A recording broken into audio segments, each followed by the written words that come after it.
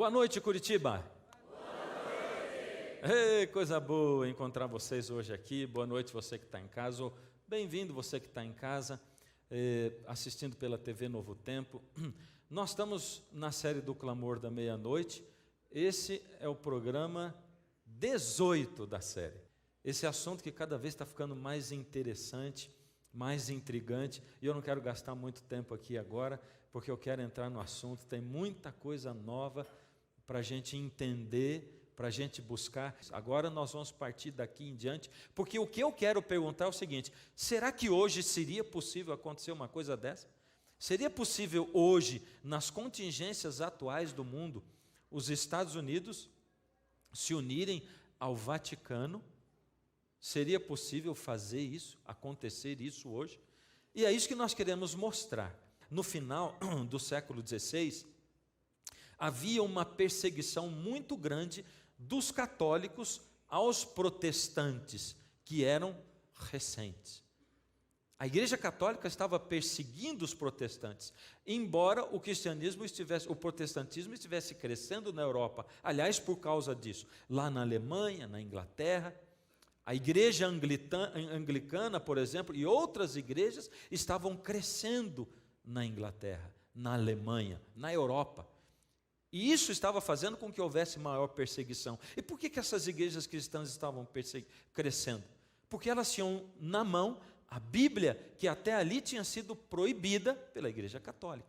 Então agora eles tinham a Bíblia, estavam descobrindo, era o descobrimento, o redescobrimento da Bíblia. E o Senhor Jesus diz: conhecereis a verdade vos libertará. Aquelas pessoas que tinham a Bíblia na mão se sentiam libertas, elas se sentiam plenas, e elas queriam ir para o protestantismo. Por isso crescia o protestantismo. E surge então um grupo de religiões, que são os puritanos, que eram pessoas que seguem a Bíblia, protestantes, e que estavam fugindo da perseguição católica da Europa, e eles ouvem falar de uma nova terra, que é como era o nome? Novo Mundo. Era o Novo Mundo. E eles decidem começar a mudar para lá, para serem os pioneiros lá nesse Novo Mundo, que ainda não era chamado Estados Unidos da América. Eles vão para fazer a colonização dos Estados Unidos por volta de 1620, e esses puritanos chegam lá, puritanos que eram pessoas de diversas religiões, e já começa a existir logo uma divisão de ideia política entre esse pessoal que chega no Novo Mundo, lá onde seriam os Estados Unidos. Porque os puritanos, eles chegam lá fugindo da perseguição católica, mas como bons seres humanos que eles eram, começam a querer impor as crenças deles sobre o Estado, e começam a pressionar o Estado para fazerem leis as crenças deles. Oh, coisa terrível. Olha, quantas vezes eu falar isso aqui, eu não vou me conformar, não é? Que gente que estuda a Bíblia, gente que recebe a liberdade, queira imprimir as suas ideias na cabeça das outras. E o pior é que isso acontece muito hoje, dentro de muita igreja. Gente que acha que a vontade dele é a vontade de Deus. Eu me lembro uma vez de um senhor vir falar comigo a respeito de uma música que eu tinha cantado, e ele me repreendeu por causa da música, porque ele disse que aquela música era um absurdo e tal. E ele diz assim: se você não ouviu o que eu estou falando, você está se recusando a ouvir a voz de Deus. E eu fiquei com vontade de dizer para ele assim: eu não tinha percebido que eu estava na presença do próprio Deus aqui. Porque algumas pessoas acham que são Deus. Se você não ouviu o que eu estou falando, você está recusando a ouvir a voz de Deus. Ora, quem sou eu para dizer a alguém que aquilo que eu falo é o que Deus fala?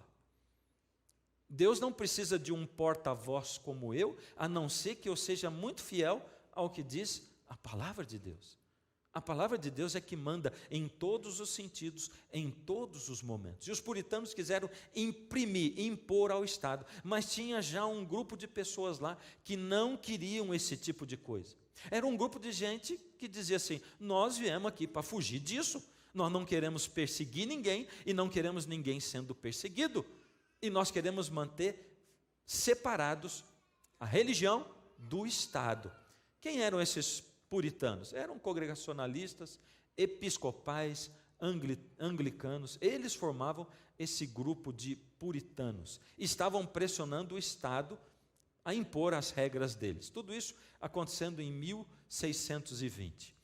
Aí, acontecia que até 1775, que foi quando aconteceu a Revolução Norte-Americana, ainda os quakers, que eram uma religião, eram enforcados, batistas açoitados, ou seja, vice-versa, né? Essas pessoas ainda eram perseguidas pelos puritanos, que vieram fugindo de perseguição religiosa. Absurdos que aconteciam.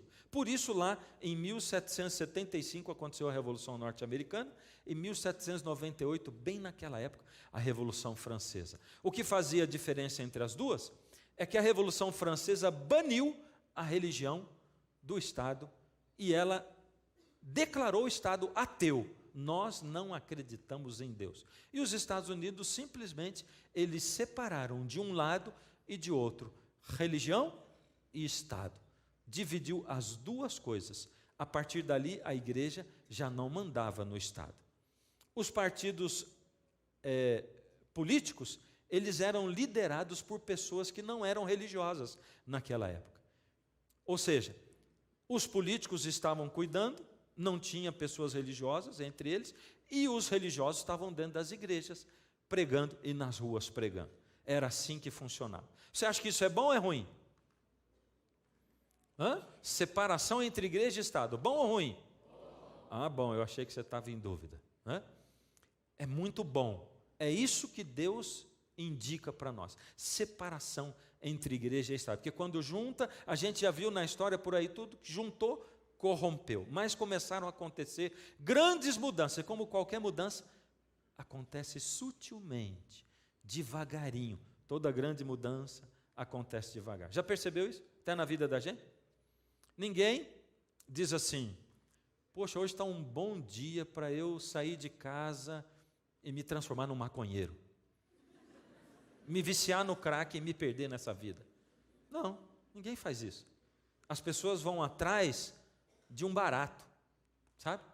As pessoas vão atrás de um cigarrinho, um baseadinho. E todos os garotos que eu já visitei em centro de recuperação de drogado, dizem assim: me disseram que maconha não viciava. Todos eles. E que cocaína não vicia. E um deles, de 18 anos, tinha tido uma parada cardíaca. Um rapaz de 1,80 m de altura. Ninguém sabia que ele era drogado até então. Um ou outro desconfiava. E eu fui visitar. Ele disse: pastor, me disseram que cocaína, se eu cheirasse uma vez por semana, não viciava. E por que você está aí?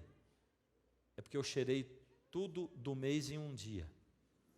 E aí eu estou aqui. Mas por que você cheirou em um dia? É porque eu não estou conseguindo ficar sem. Mas você não cheira só uma vez por semana? É lógico que vicia. Todas as grandes mudanças na vida das pessoas acontecem sutilmente. Nos países também. Tudo acontece devagar. Tanto para o mal quanto para o bem. Por isso não se desespere. Se você está tentando buscar Deus, está tentando seguir Deus, está entregando o coração, não se desespere. Se você já está seguindo Deus, você já tem noção do que Deus espera de você, você quer fazer, mas não consegue ainda. Calma, calma. Toda árvore dá o fruto devagarinho. Você não olha para a árvore num dia e no outro você vê uma manga madura. Não. Você fica olhando para a árvore e tem flor primeiro, e depois aparece uma frutinha desse tamanhozinho, verdinha, e ela vai crescendo e crescendo, e você fica olhando para ela. Já teve pé de fruta em casa? Tem? E você fica olhando e olhando, mas não vai amadurecer nunca. E depois, quando ela começa a tomar formato, já fica grande, você vai lá palpar, e vai. Você quer saber? A gente é desesperado com essas coisas. Calma! As grandes mudanças acontecem devagar, para o bem e para o mal. Assim aconteceu. A teologia liberal, começaram a acontecer as mudanças pequenas. A teologia liberal chegou nos Estados Unidos, negando o sobrenatural. Negava o nascimento de Jesus de uma virgem, os milagres de Cristo e outras coisas. Então, esse grupo de religiosos que não estavam cuidando da política, mas que estavam de olho nela. Sabe por quê? Eu vou dizer para você. É religioso, conservador, em geral, por ele achar que a ideia dele é a ideia de Deus, ele acha que se ele não mandar na vida do outro, o outro vai se perder. E às vezes a gente faz isso com as pessoas da família da gente. E maioria das vezes com boas intenções. E eu vou advertir você, sabe, porque tem pessoas que começam a assistir, você começa a assistir a TV Novo Tempo, você começa a assistir o Clamor, começa a assistir outros programas, cultos, começa a se apaixonar por Jesus, recebe as informações e começam a, desculpa o tema, começam a infernizar a vida dos parentes. Sabe por quê? Quer arrastar a pessoa para cá de qualquer jeito, quer obrigar a pessoa, a ponto da pessoa até ficar com raiva de ouvir falar na coisa. Então a gente tem que ser sábio, entende? É importante as pessoas virem? É importante elas saberem? Mas se a pessoa não quer, não obriga. Olha como é que Jesus se aproximava das pessoas, como é que ele se aproximou da samaritana. Não posso entrar nisso, mas a gente tem que ser sábio. Quando Jesus entra na vida da gente, ele faz a gente melhor. Ele faz as mulheres mais atenciosas com o marido. Não vou cuidar de você porque eu tenho que ir para a igreja. O marido vai odiar a igreja. Então tem que ser sábio, inteligente. Agora, essas pessoas entraram, os puritanos, ou os conservadores, eles não estavam cuidando da política, mas estavam de olho na política, porque eles queriam mandar de certa forma. E eles viram o liberalismo entrando, e eles pensaram, nós temos que agir, porque senão esse liberalismo vai acabar com tudo. E eles lançaram uma série chamada, uma coleção, Os Fundamentos, que foi um trabalho relevante, um bom trabalho, colocando o que a Bíblia dizia. Só que em cima de uma coisa boa já veio uma coisa ruim de novo, porque começa o exagero. Esse fundamentalismo, que era esse novo movimento dentro dos Estados Unidos da América, que aconteceu em 1900. O que aconteceu de coisa ruim em seguida?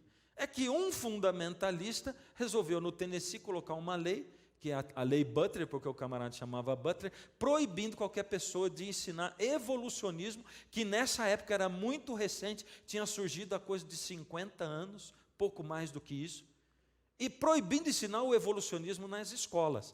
Bom, foi o suficiente para que um camarada chamado John Scopes, esse camarada ensinasse, e o que aconteceu com o John Scopes? Ele foi condenado. Houve o julgamento, Julgamento do macaco, foi terrível, passaram um carão, vergonha mesmo, por tudo que tinha acontecido. E finalmente esses fundamentalistas, eles foram tão ridicularizados que eles resolveram ficar longe da política, porque tinham sido eles que tinham feito a tal da lei no Tennessee. Não, agora nós vamos ficar longe da política, porque a nossa coisa é pregar o evangelho, não é cuidar de política, nós precisamos salvar almas. E eles foram fazer mesmo isso, lá em 1925, se afastaram. Naquela época tinha quantos partidos políticos lá? 2, democratas e republicanos. Quantos partidos tem hoje lá nos Estados Unidos? 2, democrata e republicano. Só que ambos os partidos eram liderados por liberais. Os conservadores políticos e os conservadores religiosos estavam fora da política. Está dando para entender, não está? Está me acompanhando? Está muito fácil até agora, não é? Todos esses dois grupos estavam fora da política. Mas continuam a acontecer grandes mudanças também, sutis, pequenas. O que acontece? Os fundamentalistas, como eles tinham dito, nós vamos pregar, eles vão e começam a pregar o evangelho mesmo. E à medida em que eles se dedicam a fazer isso, os batistas do sul, que são uma religião, eles cresceram para 1,5 milhão de membros em 26 anos, em 22 anos. Ou seja, de 1940 a 1962. A Assembleia de Deus, então, quadruplicou o número de membros. Batistas, assembleanos e outras religiões cresceram também, enquanto eles se dedicaram a pregar o evangelho, a fazer a pregação. Enquanto isso, do lado da política ou do lado não religioso, o que aconteceu? A revolução sexual apareceu. E agora as mudanças de comportamento, o movimento hippie. Em 1960 agora aparece um candidato, que era o John Kennedy. Só que o John Kennedy, ele era católico, num país protestante. Mas não era só um país protestante, porque esse país, nessa época, em 1960, faz quanto tempo em 1960?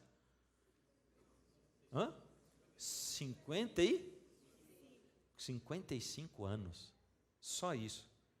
55 anos. Há 55 anos atrás, esse país, ele era anticatólico. Eles não podiam nem ouvir falar de um católico como presidente. Por quê? Porque a grande maioria do país era protestante, eles tinham fugido do catolicismo de lá da Europa, e eles não queriam, porque eles tinham medo que, de novo, a igreja se unisse com o Estado, quisesse mandar no país, e eles não queriam isso de jeito nenhum.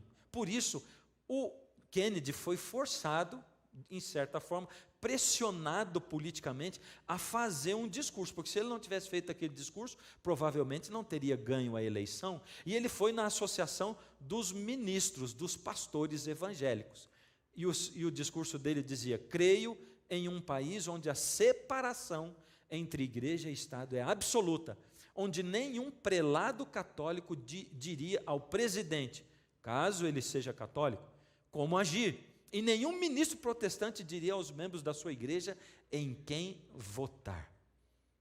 O liberalismo cresce. O Kennedy foi eleito ou não foi?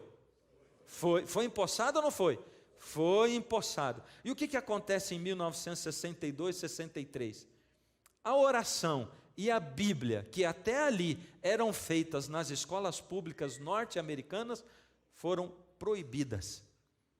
Em 62, 63, proibiram oração e Bíblia nas escolas americanas. Isso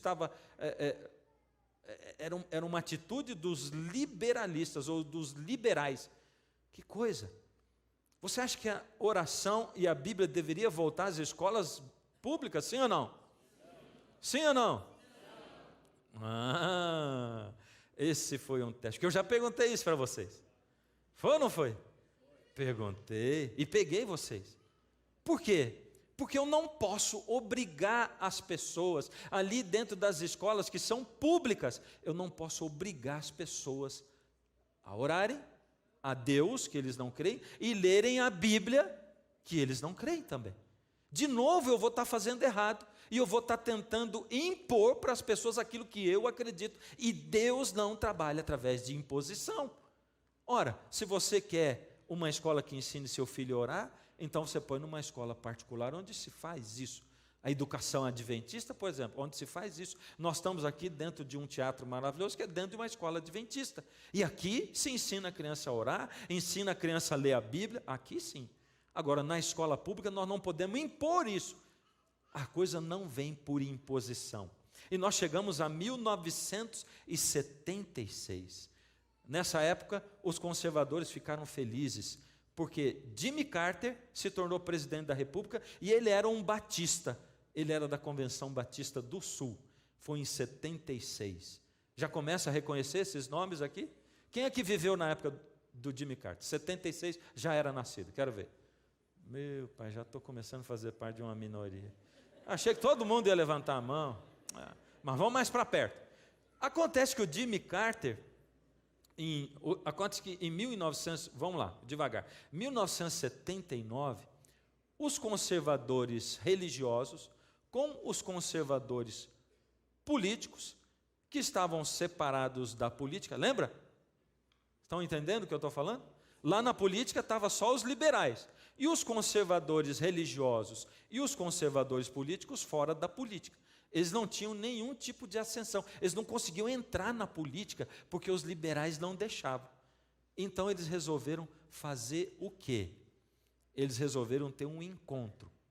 E agora a coisa começa a ficar interessante, porque você vai ver, aos poucos, a mudança que foi acontecendo nos Estados Unidos da América.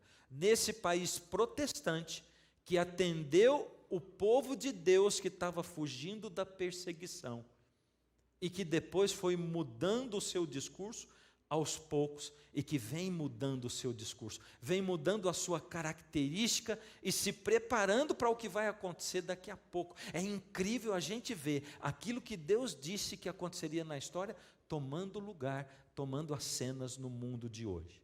Então, em 79, esses conservadores políticos e religiosos, nós somos conservadores, nós somos políticos, vocês religiosos, mas a gente é conservador. Vamos ter um encontro, vamos ver o que a gente faz. E esse camarada que se chama Jerry Falwell, que é um pastor batista, nessa época, o discurso dele era esse: os pregadores não são chamados a serem políticos, mas a serem ganhadores de almas. Antes do encontro, essa era a posição dele, declarado. Ele falava, porque ele tinha programa de televisão, era um pastor que tinha um programa de televisão, e essa era a posição dele. Acontece que depois desse encontro, os dois resolveram se unir e formaram um movimento político chamado Maioria Moral, que aconteceu lá nos Estados Unidos da América, juntando todos os conservadores. Esse Jerry Falwell teve uma mudança radical naquilo que ele pensava, porque ele começou a viajar todos os Estados Unidos, ele começou a estabelecer em todos os lugares e promover esse movimento político que se chamava Maioria Moral. Olha só, de novo, os religiosos dizendo, nós temos que tomar o poder político na nossa mão, porque nós precisamos proteger o país, e toda vez que religioso se mete com política, vai dando errado. Toda vez que igreja se mistura com política, vai dando errado. Então foi isso que aconteceu. Em 1979, quando surgiu essa maioria moral, alguns desses homens, 4 homens, quem eram eles? Oral Roberts, que era também um pregador evangelista, e que tinha programa na TV, um outro chamado Jerry Falwell, que é esse mesmo, ali estão os camaradas novinhos, e aqui estão eles mais parecidos comigo agora, atualmente, né? Todos eles evangelistas da TV, esse James Kennedy, que era da igreja presbiteriana, esse é da Flórida, e mais Tim LaHaye, que é o pastor de uma das maiores igrejas dos Estados Unidos, em San Diego, e também co-escritor dessa série Deixados para Trás, que se transformou em filme. Esses 4 homens se uniram para fazer uma visita. Eles foram visitar quem? Jimmy Carter, em 1979. E eles foram fazer uma pergunta para o presidente Jimmy Carter. A pergunta deles era, por que o senhor apoia a emenda de direitos iguais para homossexuais? Eles eram conservadores e estavam fazendo essa pergunta para o presidente Jimmy Carter, e olha o que o presidente respondeu: porque é boa para a família. E o que eles pensaram?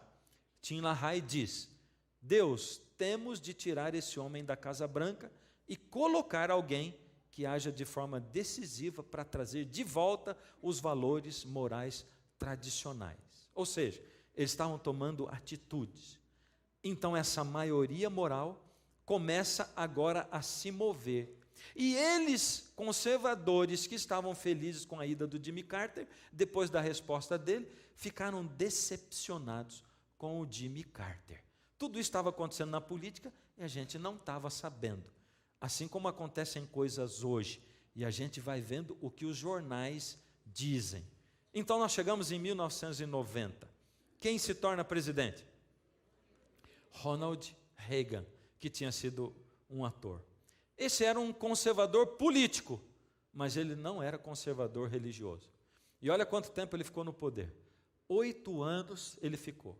E para os conservadores religiosos, o Reagan foi uma decepção.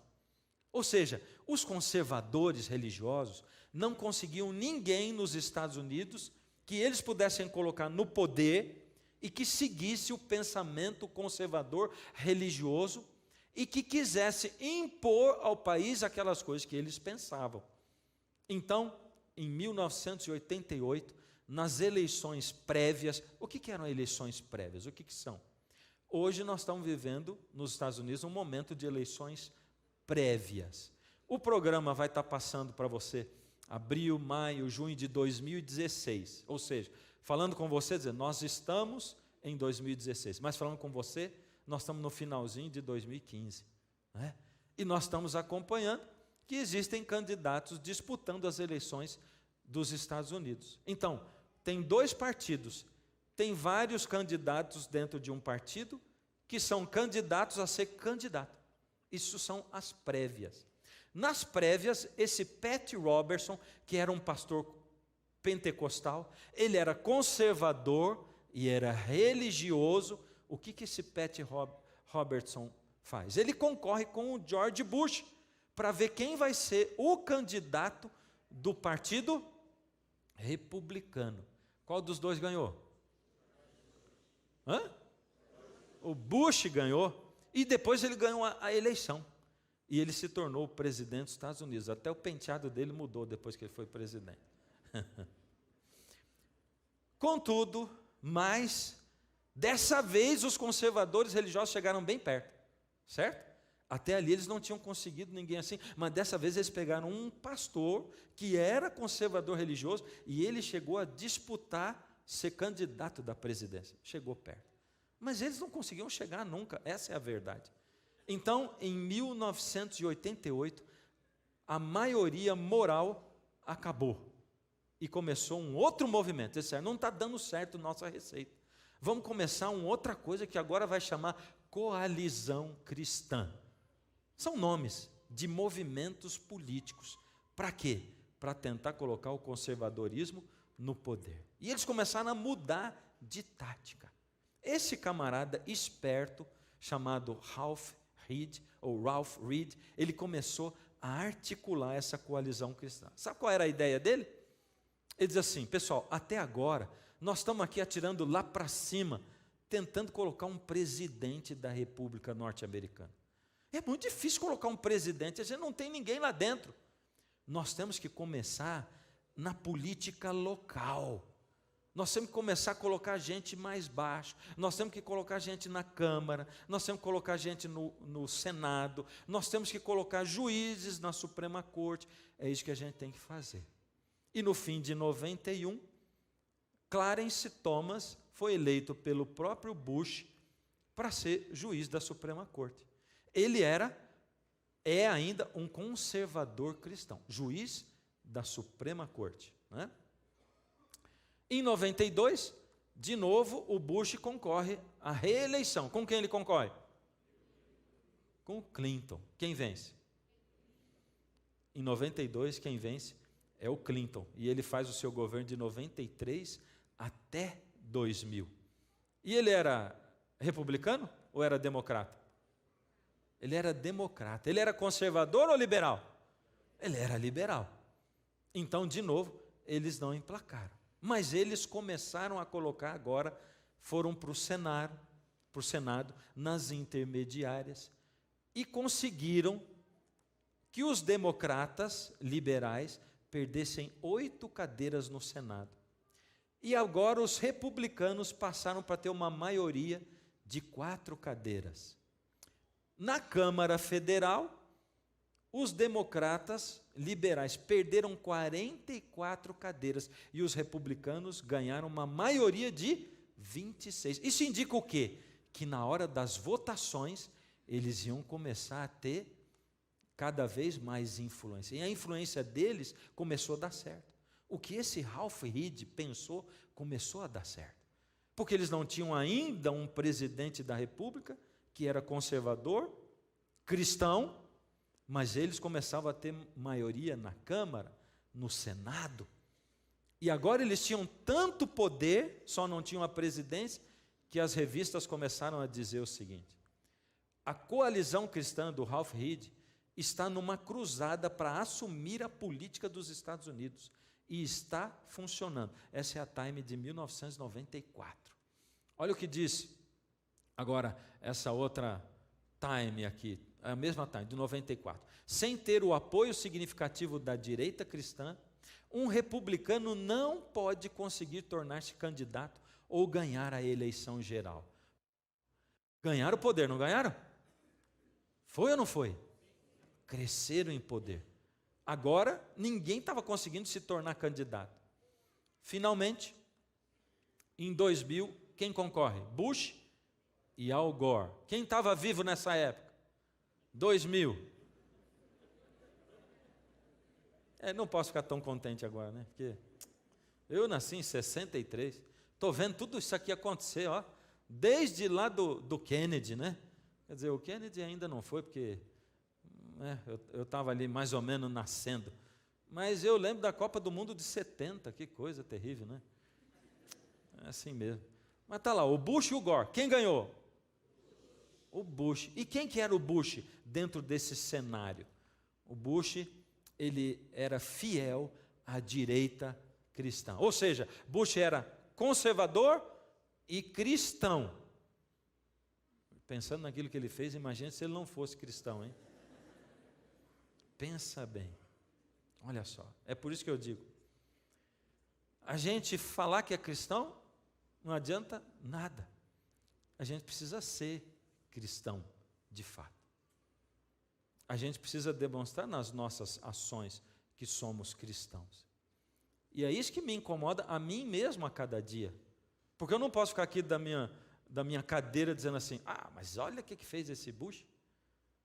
Eu tenho que olhar para mim mesmo. E eu gosto de dizer o seguinte, sabe?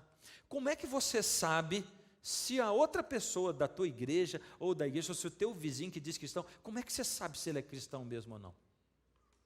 Você não sabe, não é da tua conta. Está entendendo? Quando você entrega a vida para Deus, você não ganha um binóculo, você ganha um espelho.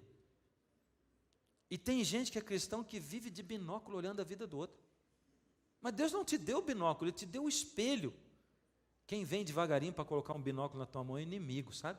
Você viver espiando a vida do outro. E por isso que tem tanta gente, como eu estava dizendo no último programa, que se decepciona na igreja, porque vive de olho na vida do outro. Ele olha tanto para o outro que ele não consegue ver Jesus. Não tem tempo para olhar para Jesus. Aí ele se decepciona, sabe por quê? As igrejas têm problema. Eu estou falando em nome da igreja adventista. Na igreja adventista tem gente fofoqueira. Você sabia disso? Estou falando para a TV isso. Tem gente que repara na vida do outro. Sabia disso? E sabe por que a igreja adventista tem problema? Porque eu estou dentro da igreja. É isso. A minha pessoa, e eu tenho defeito. Então, quando eu vou para a igreja, eu levo o meu defeito para lá. E os outros levam os defeitos deles. E uma igreja não é um lugar onde as pessoas são perfeitas, mas onde elas estão buscando Deus para que Deus mude a coisa dentro deles. Você entende disso? Então presta atenção. Quando você for na igreja, para de ficar olhando para os outros. Qualquer igreja vai ter problemas de pessoas. Não pode ter problema doutrinário. Isso não pode ter. A doutrina tem que estar de acordo com a Bíblia.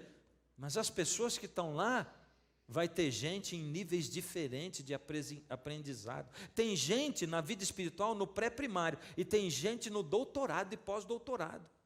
O mais incrível é que gente que está no pré-primário já está lá faz 65 anos. E tem gente no pós-doutorado, alguns com 3 anos só, de cristianismo. Porque também a maturidade não depende da idade. Algumas pessoas, quando envelhecem, ficam sábias. E algumas pessoas, quando envelhecem, ficam velhas. Você entende? Eu sempre pergunto se você entende. Sabe por quê? A gente tem que entender essas coisas e buscar a sabedoria que vem de Deus, a luz que vem de Deus. Agora nós vamos começar a ver um desfile de juízes da Suprema Corte. John Roberts foi eleito presidente da Suprema Corte. Samuel Alito foi eleito juiz da Suprema Corte. E os dois são católicos. Aliás, eu quero mostrar um quadro bem interessante do que são os juízes da Suprema Corte norte-americana hoje, em 2015, e a religião deles. Você encontra 9, 3 judeus e 6 católicos. E esse não é um país protestante? como é que a coisa mudou assim lá?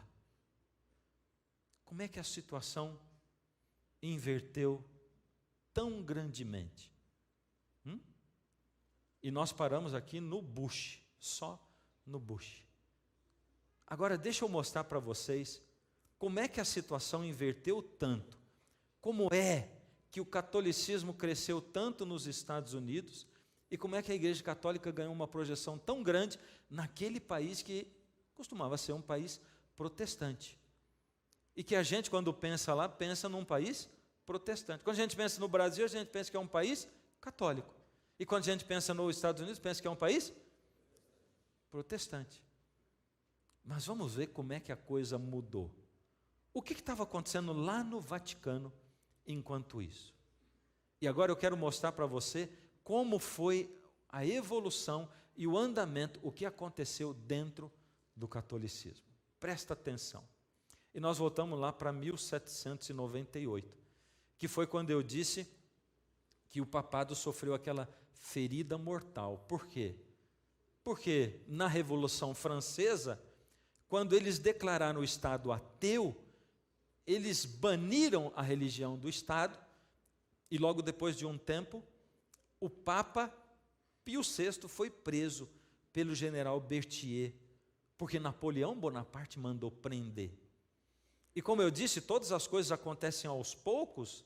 Então, o que aconteceu com o papado foi que, já desde o iluminismo, desde tempos anteriores, a religião veio perdendo a força, a Igreja Católica veio perdendo a força, e a religião em si. Os iluministas, a razão, a idade da razão, veio ganhando força, e as pessoas diziam, eu só acredito se provar para mim. E diziam, não, mas a religião é pela fé, nós não queremos a religião. Veio perdendo aos poucos. E quando o Papa foi preso, essa ferida mortal, ela foi a última coisa. Ela começou a acontecer lá atrás, foi a gota d'água no copo. E ali eles perderam todo o poderio. E nós vamos agora para 1870, porque eles começaram, em 1870, o Vaticano perdeu os estados papais. Ou seja, deixou de ser uma nação. A França tomou conta, a Europa tomou conta, aquilo voltou, olha só, todos esses países aqui, parte Itália, todos esses territórios ficaram na mão de França, de Itália, e eles perderam o reinado. Agora já não era mais um império. E eles começaram 59 anos de luta para recuperar os estados papais. O Vaticano hoje é um país ou não? Eles têm esses estados papais, sim ou não? Eles têm estados papais, sim, até hoje. Não estados desse tanto, mas eles são uma nação. Pequenininho, mas são uma nação, sim. Eles são, o Papa, ele é eleito, tanto Papa quanto rei. Ele é coroado rei. E nós vamos para 1929. E como tudo que acontece aos poucos, eu vou mostrar 4 fases onde a ferida mortal começou a ser curada, porque a profecia dizia, ou diz, que essa ferida mortal começaria a ser curada. O poderio começaria a voltar aos poucos. E eu digo para você já, essa ferida mortal ainda não foi curada totalmente. O Apocalipse diz que ela vai ser curada, de fato, ali no Armagedon. E nós vamos ver isso amanhã e depois. Mas o que começou a acontecer de lá para cá? O Tratado de Latrão foi a fase 1, o início disso aí. O Papa Pio XI, em 1929, procurou Benito Mussolini e eles começaram agora a fazer tratativas. E esse secretário de Estado da Santa Sé, Pietro Gasparri, ele foi com o general Mussolini e assinou o Tratado de Latrão. O que o Tratado de Latrão dizia? Era um tratado de conciliação, uma convenção financeira e uma concordata. Era um tratado com 3 documentos. O que era isso aqui? Isso colocava, primeiro, era um tratado de conciliação, colocava o catolicismo de novo como a religião oficial do Estado na Itália. Opa, já devolveu a posição de religião oficial. Depois era uma convenção financeira. Por quê? Porque ele estipulou que o governo daria 7,5 milhões de liras ao Vaticano pela perda dos estados papais em 1870. Então foi determinado isso, que o governo devolveria para o Vaticano. E terceiro, uma concordata que dizia 3 coisas. Primeiro, reconhece dias de festa instituídos pela igreja, incluindo todos os domingos. O 34 artigo diz: estabelece a lei canônica com base para casamento e divórcio, ou seja, todas as coisas da igreja como base. E a igreja passa a ter controle sobre a instrução religiosa nas escolas públicas. Olha só, devolveu para a igreja católica uma grande parte do poder. Deu o primeiro passo e devolveu em 1961, que é que nós chegamos lá. Bom, eles devolveram os estados papais, mas em 1961 chega o Concílio Vaticano II. 1961, o que estava acontecendo na política norte-americana mesmo? Era o Kennedy. Em 1962, 63, a Bíblia e a oração foram proibidas nas escolas, certo? Os dois vão caminhando paralelamente. O que o Concílio Vaticano II fez? Primeiro, ele foi um concílio ecumênico, porque agora a igreja começou a falar de ecumenismo. E o que é o ecumenismo? A união das religiões. A igreja começou a falar em reunir as religiões, em unir as religiões. E o Papa João XXIII convocou esse concílio. Ele começou e quem finalizou foi o Papa Paulo VI, que terminou em 1965. Como era a teoria política da Igreja Católica antes? Vamos ver como é que a Igreja Católica pensava antes do Concílio Vaticano II. Olha o que diz o Papa Pio IX. A religião da Igreja Católica é a única religião verdadeira. Isso eles diziam antes.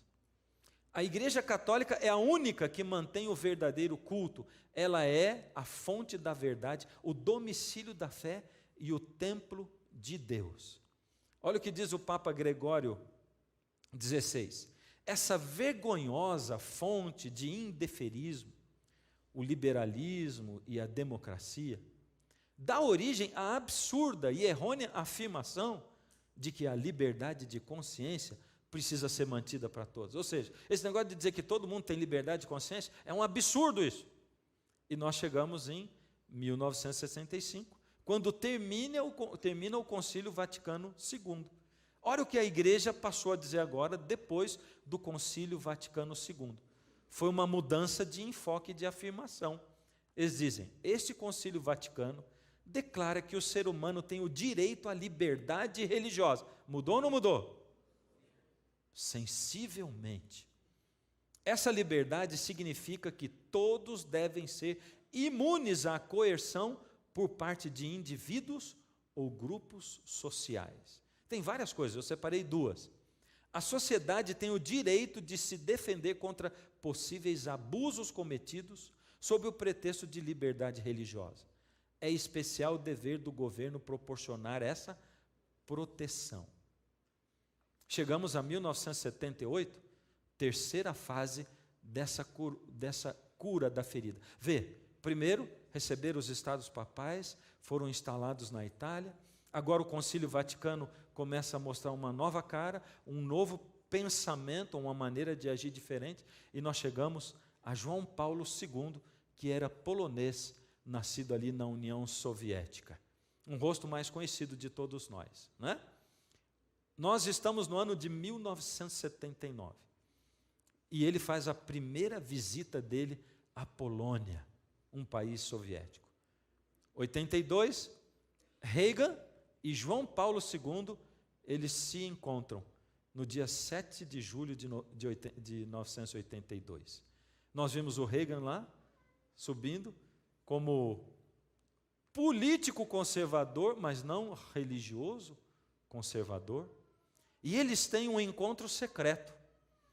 Nesse encontro secreto, eles conversam a respeito do comunismo. uma campanha secreta para que eles pudessem se unir para acabar com o comunismo. Entre as coisas que eles combinaram, principalmente o comunismo na Polônia, eles combinaram apoiar o partido do sindicato Solidariedade, que não era reconhecido, era clandestino, não é? O líder desse partido era o Lech Walesa, e eu me lembro, eu garoto, e ouvi várias vezes esse nome do Lech Walesa, que aparecia nos jornais. Ele era um partido, ele era o Lula de lá da Polônia, não é? O Papa encorajou Walesa a continuar e aconselhou a não entrar em conflito com o governo polonês. Conselhos do Papa. Quando o Papa, depois de um tempo, voltou à Polônia, ele exigiu os direitos humanos e elogiou o Solidariedade. Agora nós chegamos em 1990, em dezembro de 90, Walesa foi eleito presidente da Polônia. É igual a história do Lula, não é?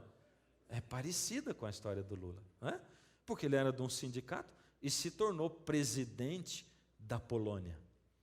Olha o que diz aqui, nesse site. João Paulo II, aclamado um dos líderes mais influentes do século XX. Teve um papel fundamental para o fim do comunismo na Polônia e talvez em toda a Europa, bem como na melhora das relações da Igreja Católica com o judaísmo, o Islã, a Igreja Ortodoxa, religiões orientais e a comunhão anglicana. Você está começando a pensar na profecia, o que ela diz? A profecia diz que os Estados Unidos se aproximam da Igreja Católica, eles se unem, as religiões protestantes se unem junto, porque os Estados Unidos é um país protestante de nascimento, e agora começa um movimento que vai ser descrito daqui para frente. Olha só, continua. Vamos dar uma olhada na vida e na obra do João Paulo II.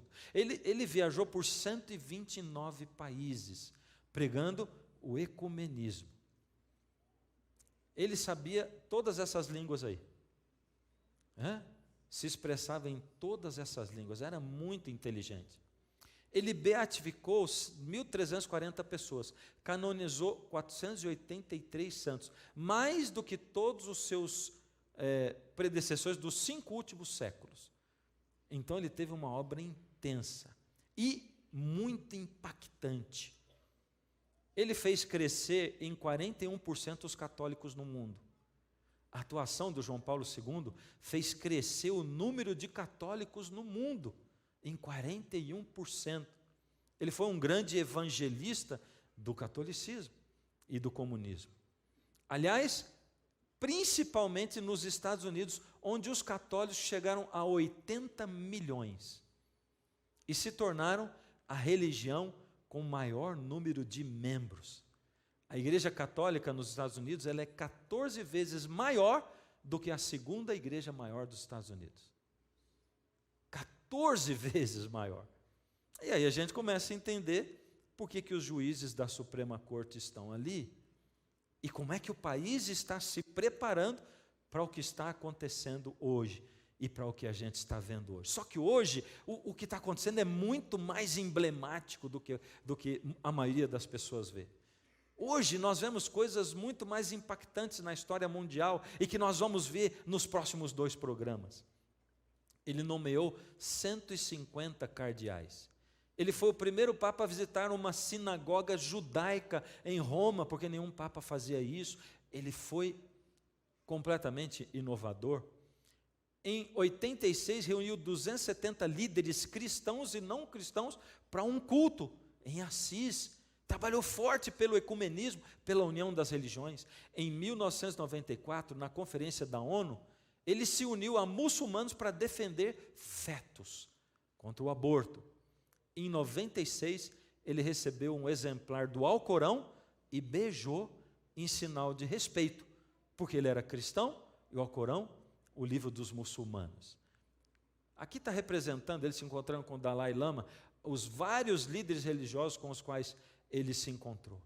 E na morte dele, talvez ele tenha tido, com certeza, embora ele não estivesse ali presente, que ele estava morto, mas o maior encontro com líderes do mundo, porque foram ao enterro dele 4 reis, 5 rainhas, 70 primeiros ministros, 23 delegações da igreja ortodoxa, 8 delegações de protestantes, líderes do judaísmo e do islamismo. E essa cena é uma cena muito interessante, porque ela mostra 3 presidentes dos Estados Unidos ali diante do caixão de João Paulo II, quando ele morreu. Apocalipse 13:3 diz: mas a ferida mortal foi curada e toda a terra se maravilhou seguindo este poder. E vai continuar. E vai continuar. Porque nós paramos aonde? Nós paramos ainda no Bush e no João Paulo II. E hoje eles já não estão mais no poder. Hoje nós temos outras coisas que aconteceram. E a Bíblia diz muito, muito mais para nós. Porque a última grande coisa que vai acontecer é a pregação do Evangelho a todo mundo, para testemunho a todas as nações. E sabe que antes de Jesus voltar, todo mundo vai conhecer o Evangelho. E todos nós vamos ter que tomar uma decisão. Você vai ter que decidir. Eu vou ter que decidir. Todos nós. Todo ser humano que vive nessa terra vai ter que tomar uma decisão. E a pergunta é assim: qual é a sua decisão? Eu tenho um apelo para fazer para você. O apelo é assim: Deus quer usar você. Porque Ele não está chamando você, presta atenção, quando Ele chama, Ele não chama para você vir e os seus problemas acabarem, para você vir e ter sempre emprego, e nem para você vir e ser curado de tudo. Não. Ele não está chamando para você ganhar dinheiro na igreja, não. Aqui não. Aqui Ele está chamando você para empunhar a bandeira de Jesus. Aqui Ele está chamando para você ser fiel até a morte. E o Apocalipse é assim: ser fiel até a morte e dar-te-ei a coroa da vida. Ele está chamando você para resistir até a morte, se for preciso. Ele está chamando você para vestir o uniforme de Cristo, do exército de Cristo. É para isso que Ele está chamando. A música vai tocar agora. E Deus vai chamar você. E você que já entregou o coração a Jesus, eu estou chamando você para ser um instrumento na mão de Deus. Vai ver quem está aí do teu lado, vai dar a mão e vai dizer: eu agora sou a mão de Deus do teu lado. Eu vou com você. Vem e fica com Ele aqui. Dá a mão. Não deixa Ele vir sozinho hoje não. Vem junto. E eu aqui vou ficar orando. Essa música é uma oração. Cadê você? Vem. Vem de 2 em 2, um dando a mão para o outro, mas vem agora. Eu quero sempre estar diante de tua face. Eu quero adorar tua glória soberana diante do altar. Eu quero sempre estar, eu quero me envolver, Senhor,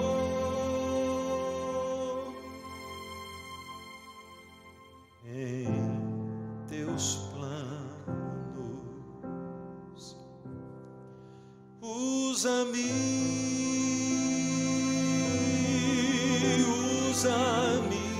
Senhor. Eis-me aqui,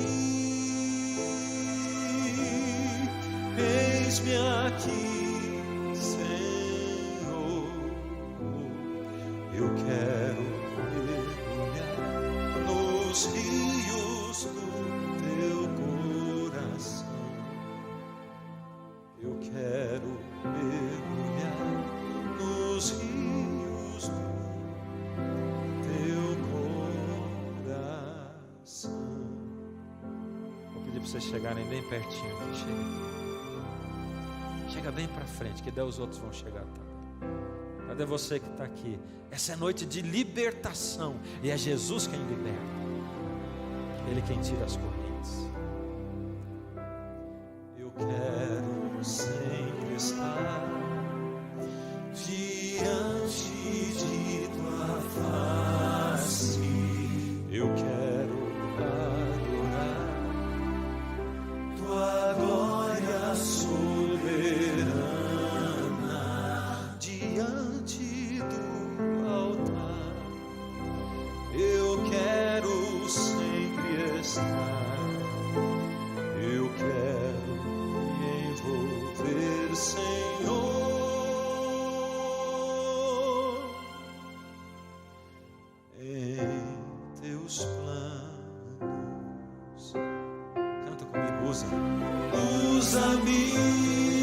Usa-me, Senhor.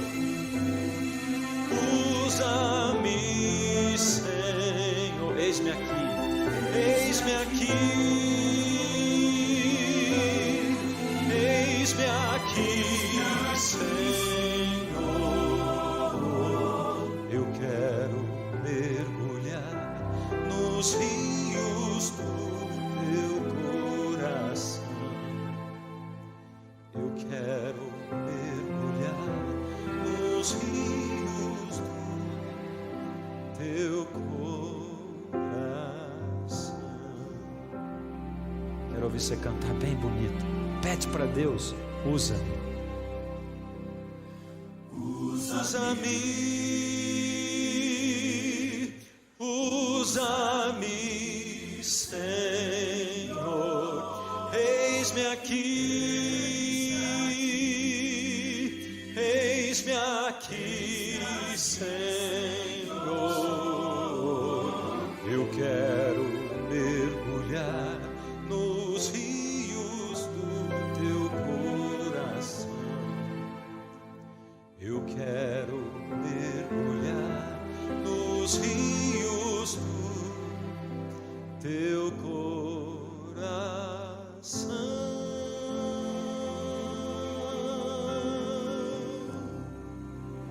Ó Senhor, recebe, Senhor, cada um dos seus filhos e filhas que nesse momento está sentindo o chamado do seu Espírito. Obrigado, Senhor, porque o Senhor os tem libertado. O Senhor tem tirado as correntes, as cadeias que os estavam amarrando, Pai, e eles agora conseguiram vir aqui, Pai. Eles dizem: eu quero que o Senhor tome conta da minha vida. Toma conta dessas vidas, Pai. Reina nesses corações.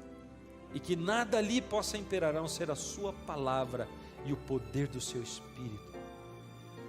Em nome de Jesus.